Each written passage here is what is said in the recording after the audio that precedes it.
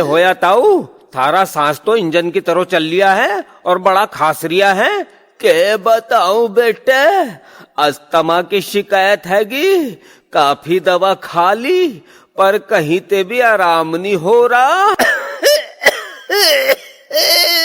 ताऊ, मारी दादी भी इकरी खांसा करे थी। एक दिन ब्रोंकोडिल वालों की प्रचार गाड़ी दिख गई। यकीन करिए ताऊ, एक हफ्ते में खांसी सस की उड़न छू होगी। तू भी वही इस्तेमाल करके देख, 100% आयुर्वेदिक दवा हैगी। आ गई खांसी की जबरदस्त दवा ब्रोंकोडिल सिरप। बेशकीमती